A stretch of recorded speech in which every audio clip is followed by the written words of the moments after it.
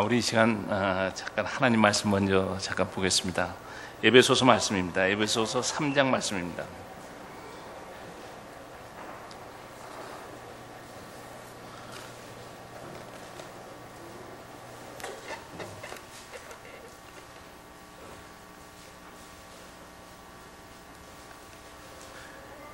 에베소 3장 1절에서 12절까지 말씀인데요.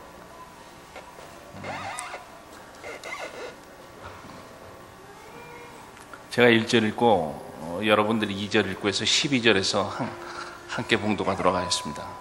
네. 하나님 말씀입니다. 1절.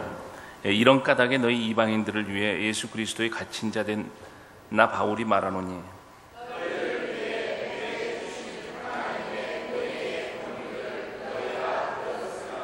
곧 계시로 그분께서 내게 그 신비를 알리셨나니 그것은 내가 전에 몇 마디 말로 적은 것과 같으니라.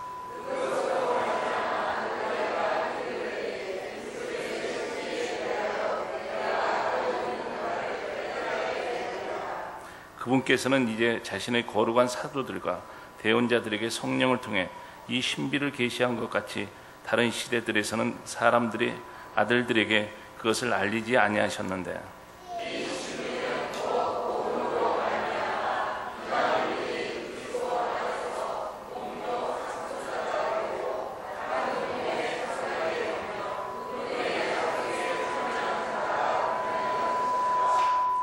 내게 주신 하나님의 은혜의 선물에 따라 그분의 권능이 효력 있게 활동함을 힘입어 내가 이 복음의 사역자가 되었노라.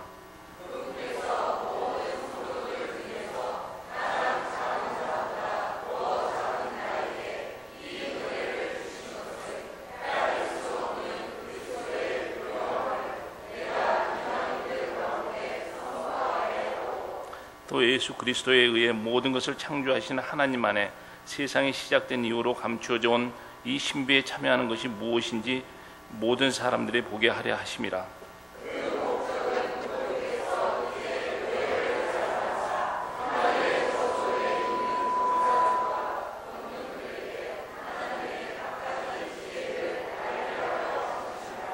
이것은 곧 그분께서 그리스도 예수 우리 주 안에서 작정하신 영원한 목적에 따른 것이라.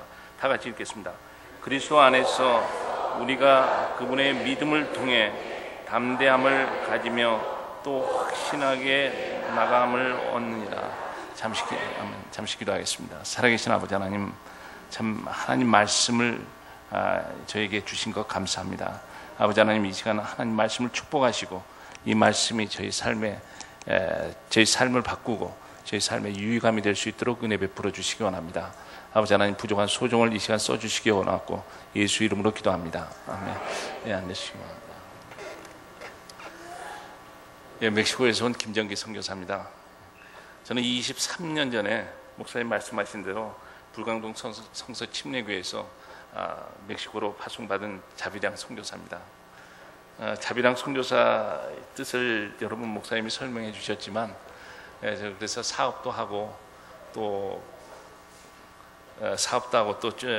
주님도 섬기는 그런 두 가지 특권을 주님께 받았습니다. 그런데요, 두 가지를 하다 보니까 한 가지 하시는 분들보다 잘 못합니다.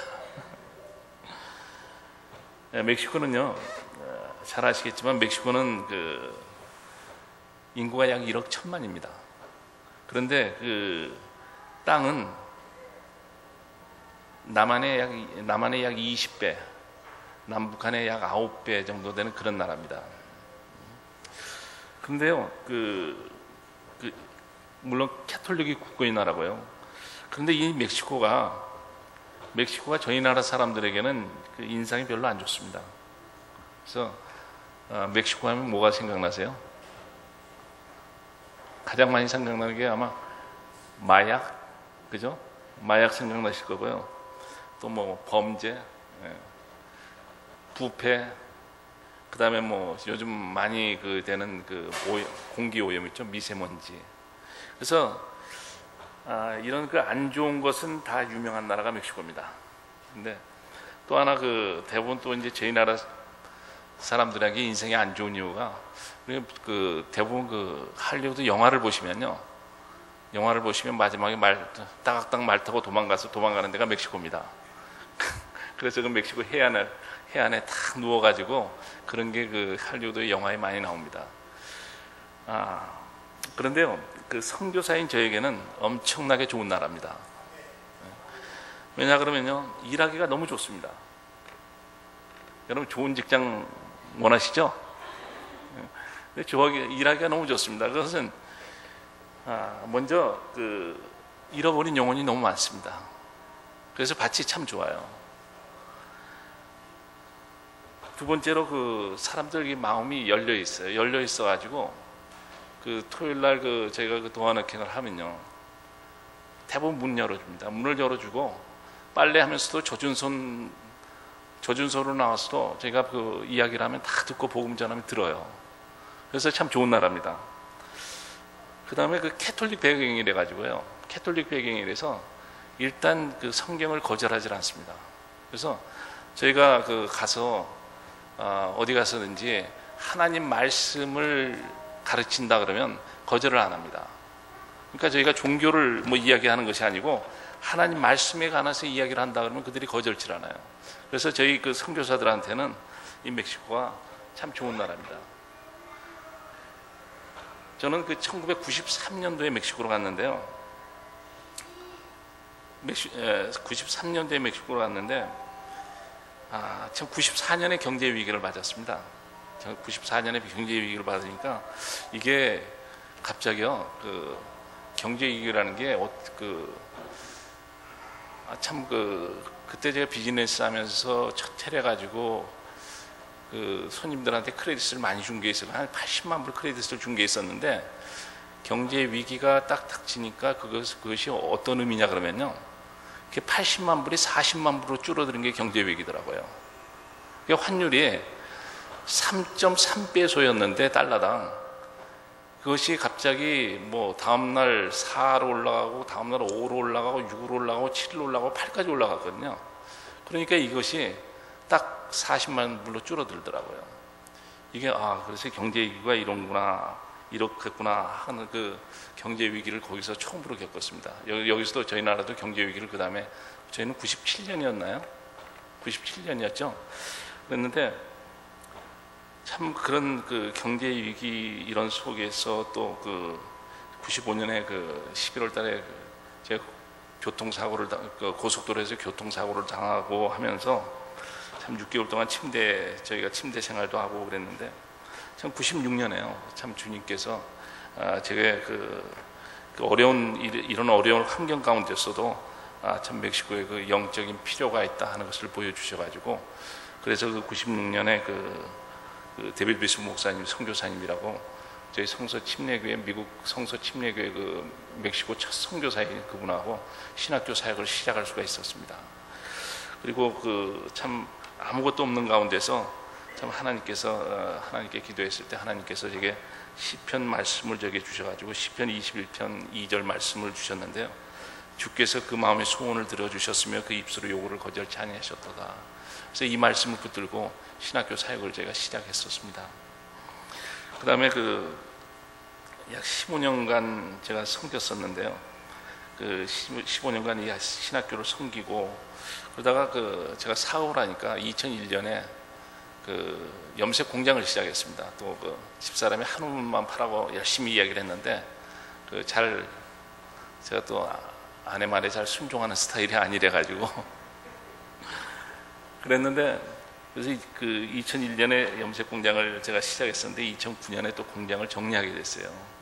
정리하게 되니까 참 이 공장 정리하고 그다음에 그 여러 가지 그 어려움이 있고, 그다음에 그때 이제 제가 또 2006년에 그 사무엘 수아레스 형제를 미국으로 랭캐스터 웨스트 코스트 베프티스트 칼리지로 제가 유학을 한 형제를 보냈었거든요. 가서 좀 사역에 대한 준비를 좀 하고 좀 공부를 해가지고 와라 그랬는데, 그 형제가 돌아와가지고 이렇게 이야기를 하는 거예요. 그러니까 제가 가장 어려운 시기였는데, 선교사님 제가 공부를 다 하고 왔는데 이제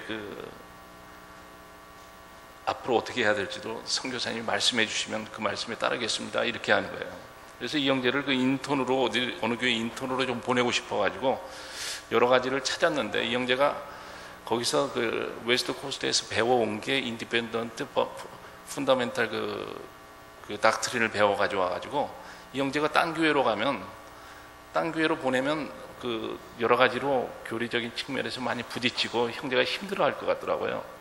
그래서 형제한테 기도하자 그러는데 결국은 그 기도하는 중에 교회 개척을 시작하게 됐습니다. 그래서 그 전에는 교회 개척을 할 때 대부분 멕시코 형제들이 개척을 하고 저는 뒤에서 돕는 그런 스타일이었는데, 그런 식으로 사역을 해왔었고 그 신학교만 섬기고 그랬었는데, 이번에는 같이 그 직접 개척을 하지 않으면 안 되겠어요. 그래서 식구 교회를 개척을 시작했었고요. 그래서 작년에 약 5년 후인 작년에 교회를 조직하고 그 형제를 담임 목사로 세우고, 이제 저는 다시 다음 사역을 위해서 다시 다른 교회 개척을 위해서 지금 준비하고 있습니다. 그리고 2012년에 멕시코 시티에 그 우리 목사님도 와서 그 교회론을 가르쳐 주신 그 저희 그 멕시코 시티 침례 신학교를 2012년에 시작을 했습니다.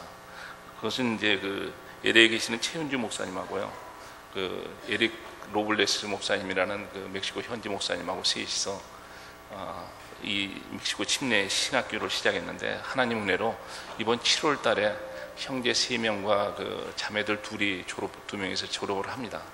그래서 그런데 그 형제 3명이 형제 3명은 바로 곧 그 교회를 개척하는 사업을 시작하기로 지금 그 계획들을 하고 있고요. 그래서 참 이 모든 것이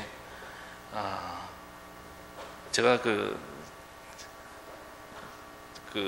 제가 이런 표현을 가끔 합니다. 지난번에 목사님 오셨을 때도 그러는데, 저는 이 잘 할 줄 아는 게 없어가지고 목사님들 쫓아다니면서 떼써가지고 그 옛날에 그 시골에서 그 아이들한테, 어린아이들한테 그 젖동량에서 먹인다는 말이 있지 않습니까? 그래서 그런 곳에서 목사님들한테도 이것 좀 가르쳐 주십시오, 저것 좀 가르쳐 주십시오. 그래서 제가 하는 일이 그 일입니다. 떼쓰는 일입니다. 그래서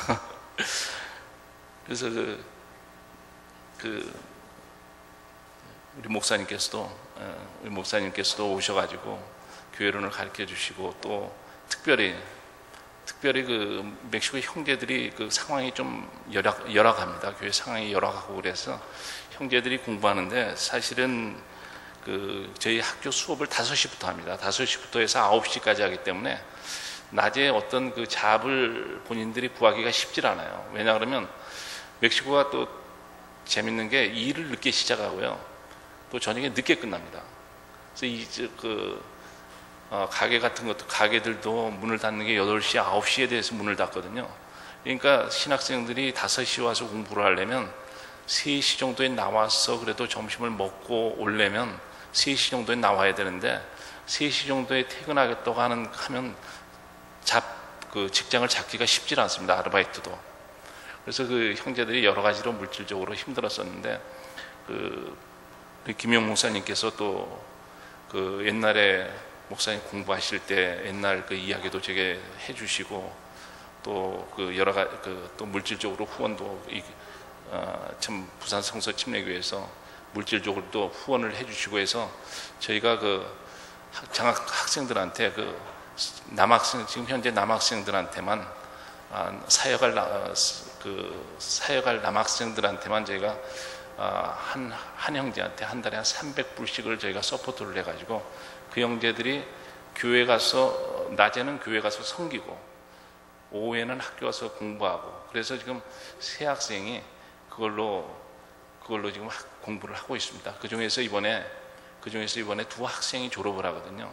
2학생이 졸업해서 그 2학생은 교회에서 일단 한 6개월이나 1년 정도 더 트레이닝을 받고, 바로 이제 사역을 교회에서 소속된 교회에서 미션을 시작하면, 그 미션을 같이 교회 개척을 시작하면 같이 하다가 나중에 한 3년이나 5년 후에 그 사역을 물려받는 걸로 지금 계획하고 지금 형제들이 준비하고 있습니다.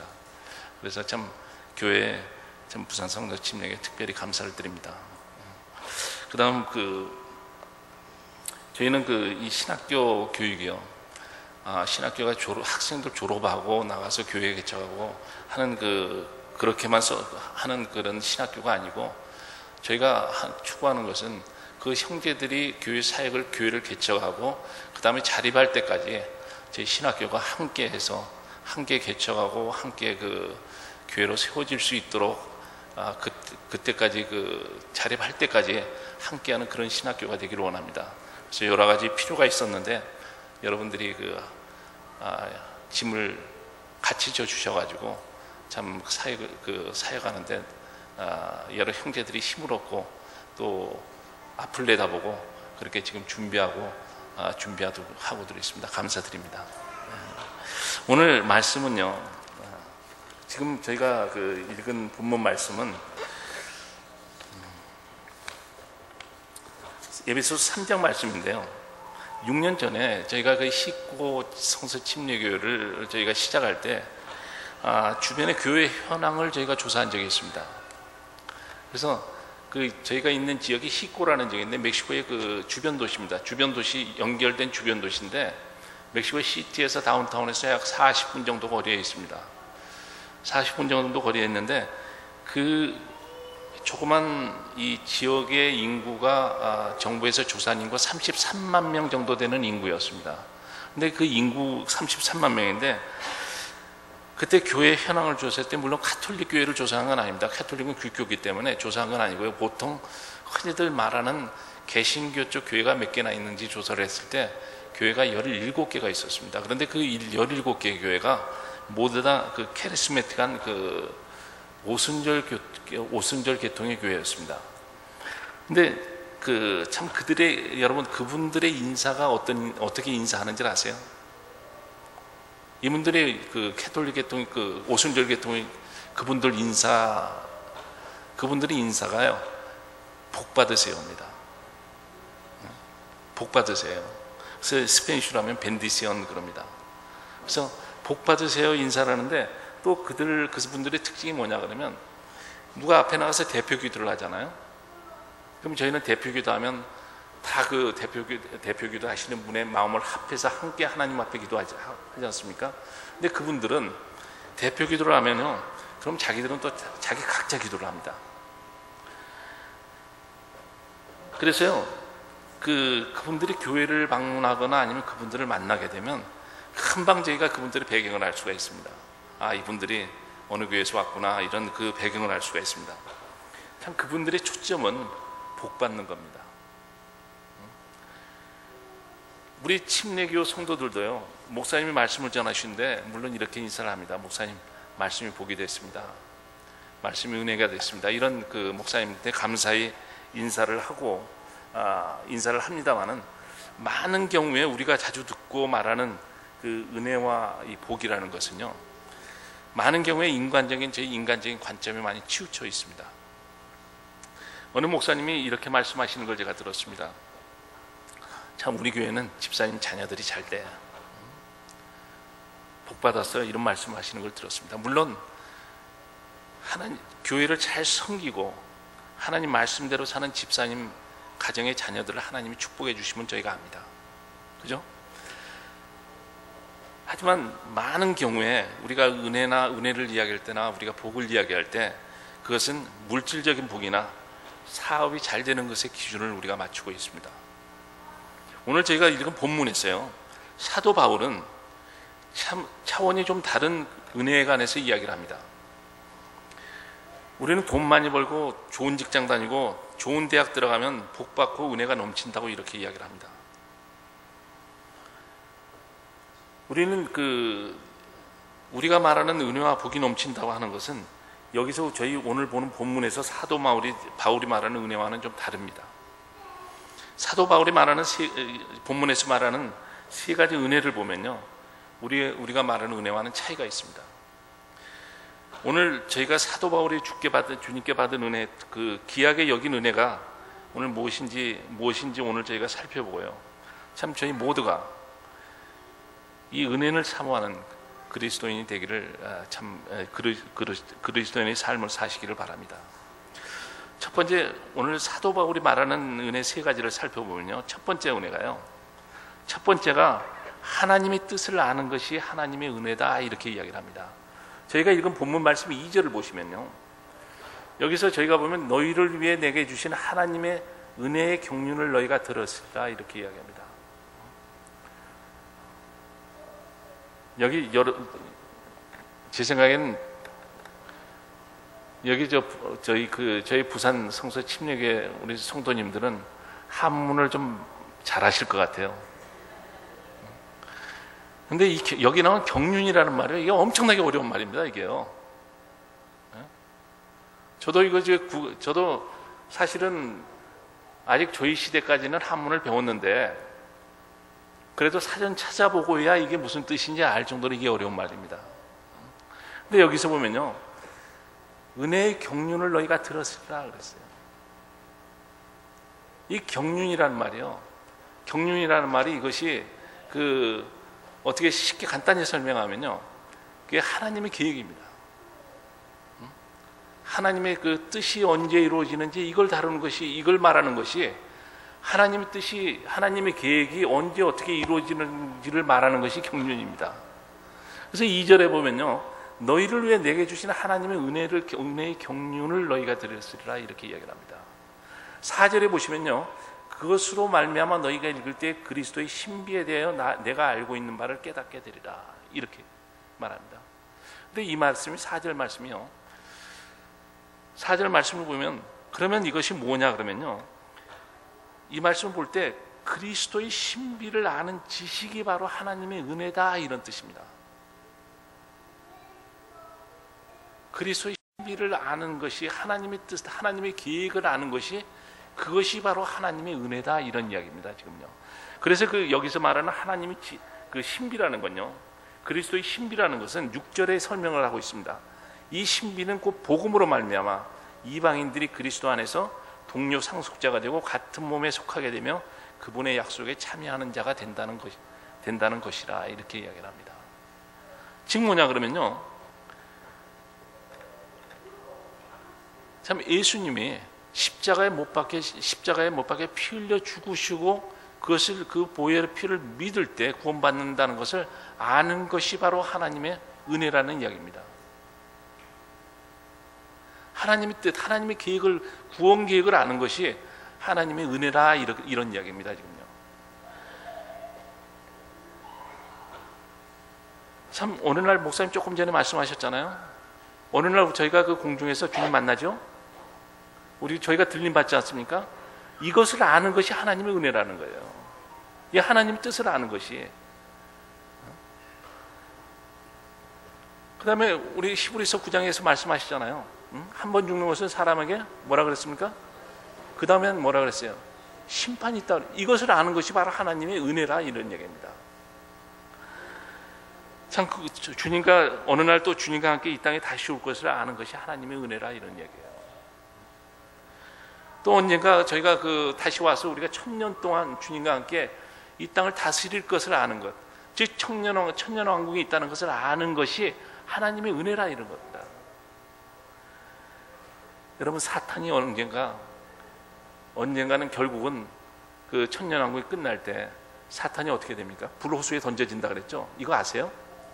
이것을 아는 것이 하나님의 은혜라 이렇게 이야기를 합니다. 믿는 자들이 영원히 주님과 함께 영생을 누린다는 걸 아는 것, 이것이 주님의 은혜라 하는 것입니다. 그러니까 저희가 아는 은혜하고요, 사도 바울이 지금 아는 이 은혜라고 하는 것이 저희가 좀 괴리가 있어요. 사도 바울은 이것을 은혜라 하는 것이 하나님의 뜻을 아는 것, 하나님의 마음을 아는 것, 하나님의 계획을 아는 것이 바로 그것이 은혜라고 여기서 이야기를 하는 겁니다. 이것이 사도 바울이 말하는 첫 번째 은혜입니다. 두 번째 은혜가요, 두 번째 은혜는 사도 바울은 하나님의 일꾼이 되는 것이 하나님의 은혜라고 이야기합니다.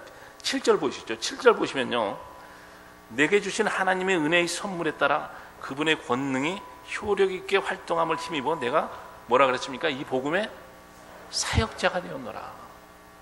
사역자가 되는 것이 하나님의 은혜라는 거예요. 여기서 사역자가 뭡니까? 사도 바울이 말하는 사역이 뭐였어요? 어떤 사역을 했습니까? 물론 복음 전하는 사역입니다. 그런데 그 삶이 어땠어요? 곤장을 몇 번 맞았습니까? 돌로 침을 몇 번을 당했어요? 이것이 사도 바울이 말하는 사역이에요. 그런데 이런 사역자가 되는 것이 하나님의 은혜라고 이야기를 합니다. 그래서 여러분,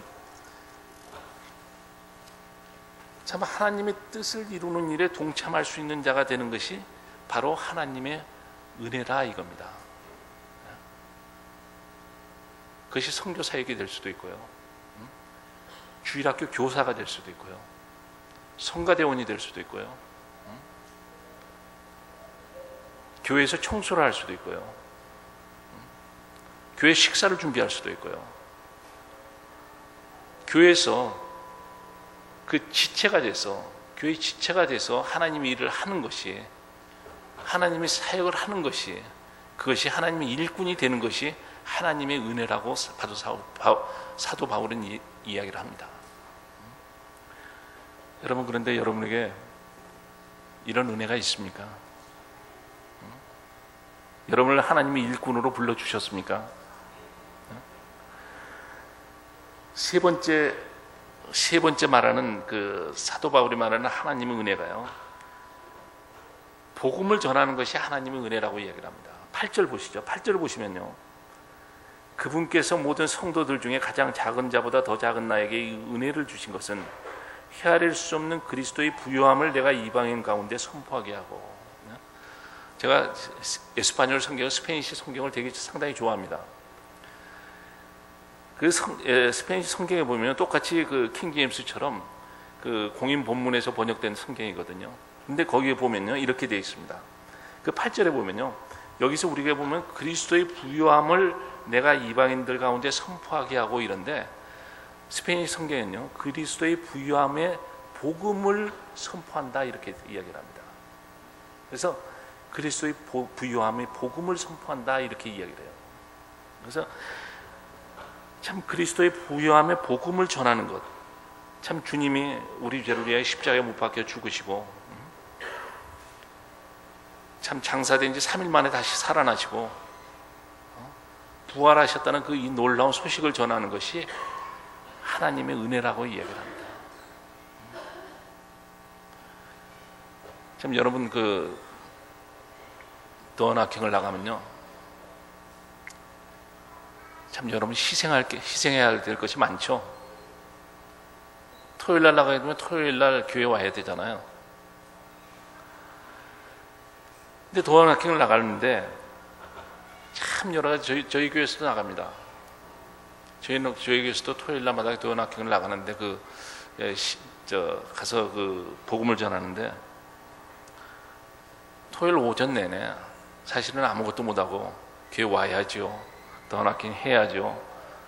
또 오후에 행사 있으면 또 참석해야 되죠. 그런데요, 사도 바울은 이것이, 이런 것을 위해서 내 시간을 쓰고 이런 것을 위해서 물질을 투자하고 하는 이것이 하나님의 은혜라고 지금 이야기하고 있는 겁니다. 또 9절에 보시면요, 9절에 보시면 또 예수 그리스도의 은혜에 의해 모든 것을 창조하신 하나님 안에 세상이 시작된 이후로 감추어져 온 이 신비에 참여하는 것이 무엇인지 모든 사람들이 보게 하려 하심이라 했습니다. 그래서요, 이 말은 무슨 말씀이냐 그러면, 하나님의 계획, 하나님의 앞으로 이루실 일들을 전하는 것이, 그것이 하나님의 은혜라 합니다. 여러분 이 책이, 이 성경이 세계에서 가장 많이 팔린 성경의 책이라 합니다. 그런데요, 이 속에 쓰여진 앞으로 이루어질 일에 대해서 아는 사람들은 많지 않습니다. 참 이 주위에도 많은 교회가 있을 줄 압니다. 그런데 참 여러 가지 그 이야기하는 여러 교회들이요, 이 복음에 대해서 또 하나님의 계획에 대해서 얼마나 정확히 알고 있느냐, 참 그 의문이 많이 되는 그런 상황입니다. 여기서 물론 목사님한테 참 앞으로 일어날 일에 대해서 여러 가지 잘 배우시고 알고 계시지만, 밖에는 특히 세상 사람들은 모릅니다. 무슨 일이 벌어질지 몰라요. 무슨 일이 왜 벌어지는지도 모르고요, 왜 예수를 믿어야 되는지도 몰라요. 보세요, 옆에 주위에 교회 나가시는 분들한테 왜 예수를 믿어야 되느냐 그러면 모르는 분이 진짜 많습니다. 멕시코의 캐톨릭 국가거든요. 예수 믿느냐 그러면 다 믿는다 그래요. 예수 믿느냐 그러면 다 믿는다 그래요. 그런데요, 그분들한테 예수를 왜 믿습니까? 물어보면 거의 대답을 못 합니다. 그러니까 여러분들은 좋은 교회 나오셨기 때문에, 참 좋은 교회 나오셨기 때문에 여러분들은 복음을 알고 있습니다. 그런데요, 이 밖에 나가면 이 복음을 모르는 분들이, 많은 교회 다니시는 분들이 복음을 몰라요. 그래서 여기서 이 9절에 말씀하시는 것이요, 그래서 감추어져 온 이 신비에 참여하는 것이 무엇인지 모든 사람들이 확실하게 보게 하려 함이라 그랬어요. 그 사람들한테 확실하게 알리는 것이다, 이렇게 이야기를 합니다. 이것이 하나님의 은혜라는 거예요. 참 복음을 전하면서, 복음을 전하고 심판이 있고 주님을 알리는 은혜가 있어야 될 줄로 믿습니다. 참 이것이, 이 세 가지가 사도 바울이 말하는 하나님의 은혜입니다. 참 물론 그리스도인으로서 풍성한 삶을 사는 것이 또한 하나님의 뜻입니다. 우리가 요한복음 10장 10절에 말씀하고 계시잖아요. 풍성한 삶을 사는 것, 그것이 하나님의 뜻입니다. 그런데요, 그렇지만 이 사도 바울이 말하는 하나님의 은혜는 우리가 흔히 말하는 은혜와 아니면 복과는 좀 차원이 다릅니다. 사도 바울은 여러분이 아시는 바와 같이 천막 만드는 그런 사람이었습니다. 근데 그 천막을 만들어서 그걸로 사역을 하려면요, 천막이 잘 팔려야 되죠. 예? 그런데요, 사도 바울은 사업이 잘 된다고 해서, 사도 바울이 그때 천막 만드는 것도 사업이었거든요. 사업이 잘 된다고 해서, 또 장사가 잘 된다고 해서 그것을 은혜라는 말을 성경에 쓰질 않았어요. 여러분, 그런 말, 사도 바울이 내 천막 오늘 잘 팔았다, 이게 천막을 내 사업이 잘 되다, 이런 말, 그래서 참 하나님의 은혜다, 이런 말 쓴 거 보셨어요? 그런 말 안 쓰셨어요. 물론 이 모든 것이 하나님의 은혜죠. 사도 바울이 말하는 은혜는요, 하나님 중심이에요. 하나님의 사역 중심입니다. 사역적인 관심에서 하나님께서 주신 것을 봤어요. 그래서 내가 복음을 아는 것도, 하나님의 뜻을 아는 것도 은혜고, 내가 사역자가 된 것도 은혜고, 또 내가 하나님 말씀을 전하는 이 특권을 가진 것도 하나님께서 내게 주신 은혜다, 이렇게 이야기를 하는 겁니다. 그런데요, 여기서 끝난 게 아니고요, 저희가 10절에 보시면요, 더 놀라운 사실이 한 가지 있습니다. 10절에 보세요. 그 목적은 그분께서 이제 교회를 사용하사 하늘의 처소들에 있는 정사들과 권능들에게 하나님의 갖가지 지혜를 알게 하려 하심이라. 보세요, 여기서요. 그 목적은 그분께서 교회를 사용하사, 이렇게 이야기를 합니다. 하나님께서 사도 바울에게 이런 은혜를 주셨는데, 복음을 아는 은혜, 그죠? 사역자가 되는 은혜, 복음을 전할 수 있는 은혜, 이 은혜를 내게 주셨는데, 이 이유는, 하나님께서 이 놀라운 은혜를 내게 주신 이유는 사도 바울의 이야기입니다. 이 이유는 교회를 사용하사 하늘의 처소들에 있는 정사들과 권능들에게 하나님의 갖가지 지혜를 알게 하려 하심이라. 지금 무슨 말이냐 그러면요, 하나님께서 하나님의 뜻을 이루시는데 교회를 사용해서, 교회를 통해서 이 일을 이루기를 원하신다, 이런 말씀입니다. 선교기관이 많습니다. 선교단체가 많아요, 세상에요. 그죠? 선교단체들 많지 않습니까? 그런데요, 하나님은 뭐라고 말씀하시냐 그러면요, 교회를 사용하사 그래요. 그 일을, 하나님의 뜻을 이룬 일을 교회를 통해서 내가 하기를 원한다, 이렇게 말씀하시는 겁니다. 그래서 여러분들요, 교회에 속해 있다는 것, 교회의 지체가 됐다는 것, 그 얼마나 큰 은혜인지 알 수가 없습니다. 21절에 보세요. 21절에 보시면요, 곧 그분에게 영광이 그리스도 예수님을 통해 교회 안에서 모든 시대에 걸쳐 끝없는 세상까지 있기를 원하노라, 이렇게 이야기를 합니다. 여기서 또 뭐라 그랬어요? 교회 안에서 그랬어요. 교회 안에서. 그래서요, 선교도 교회를 통해서 하는 것이 성경적입니다. 여러분들이 어느 선교사를 개인적으로 도울 수도 있고요, 어떤 사역을 개인적으로 할 수도 있습니다. 그런데요, 저희 성서 침례교회 성도들은요,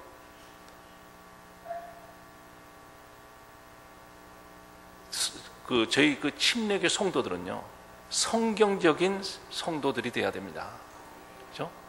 그래서 하나님 말씀하신 대로 행하는 것이 침례교도들입니다.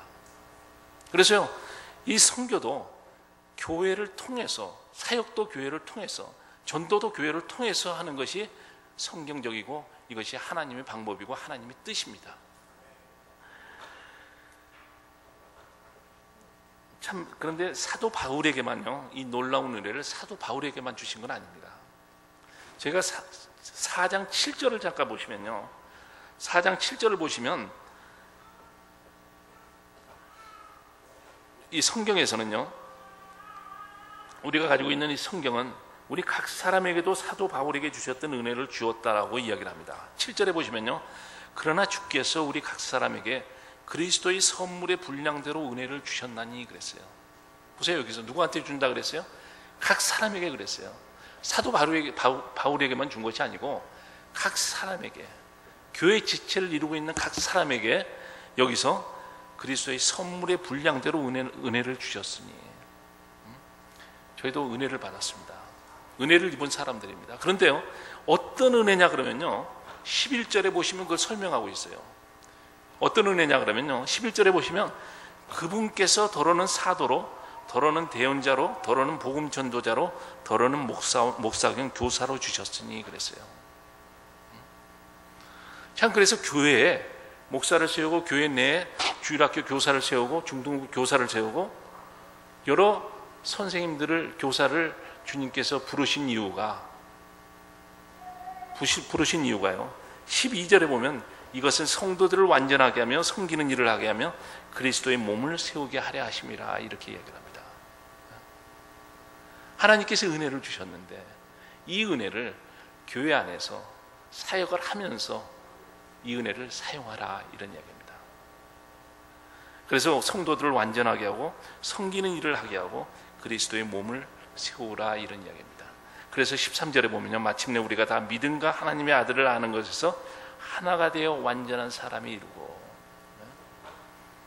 얼마나 놀랐습니까? 저희가 완전한 사람이 되게 하시겠다, 이런 말씀입니다.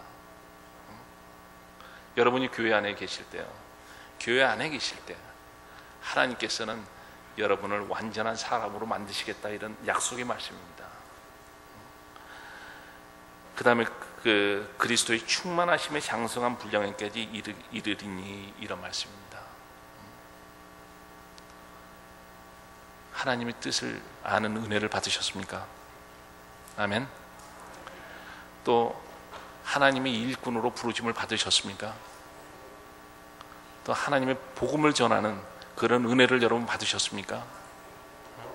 이 은혜를 각 사람에게 다 주셨다 그랬어요. 각 사람에게. 교회의 지체라면 이 은혜를 여러분 받으신 겁니다. 그런데요, 받은 은혜 썩히지 마시기 바랍니다. 은혜를 받으셨으면 써야 돼요. 그죠? 써야지 잘 되는 거 아닙니까? 교회에 좋은 피아노가 있고 그러는데 피아노 치는 사람이 연습 안 하면 어떻게 됩니까? 잘 칠 수 있어요? 안 되죠? 그래서요, 하나님이 주신 은혜 참 여러분이 활용하시기 바랍니다. 그래서 오늘 본 말씀은요, 하나님은 교회를 사용하기 원하십니다. 또 교회를 섬기고 세우기 위해서 은혜를 베풀어 주십니다. 참, 여러분 은혜 충만한 삶 살기 원하십니까? 은혜가 충만하면 좋겠죠? 그러면 여러분 그 은혜를 이미 받으셨습니다. 그 은혜를 여러분이 쓰시면요, 은혜 충만한 삶을 사실 수가 있습니다. 교회 안에 계시고 교회를 섬기십시오. 그리고 하나님의 은혜를 사모하십시오. 하나님의 뜻을 알기를 사모하고요. 하나님의 뜻을 알기를 어떻게 하면 하나님의 뜻을 알 수 있습니까? 하나님의 뜻, 하나님의 계획을 어떻게 하면 알아요? 여기 다 있어요. 그래서 여러분요, 예배 때 목사님한테 배우고, 예배 때마다 나오셔서 배우고, 또 여러분 스스로 성경을 읽고 묵상하고 가면요, 하나님의 뜻을 알게 됩니다. 그리고 하나님의 일꾼이 되기를 사모하십시오. 여러분이 하나님의 일꾼이 되기를 사모하면요, 연초에 교사들 모집할 때요, 목사님이 머리가 많이 아프실 거예요. 그리고 하나님의 계획을 알리시기를, 하나님이 어떤 일을 하실 것이라, 이 놀라운 계획을, 하나님의 구원 계획을, 또 주님이 어느 날 다시 오신다, 공중에서 우리가 들려 올라갈 것이다, 이런 사실을 모르시는 분들한테 알리시는 그런 은혜에 충만하시기를 바랍니다. 우리 잠깐 기도하시겠습니다.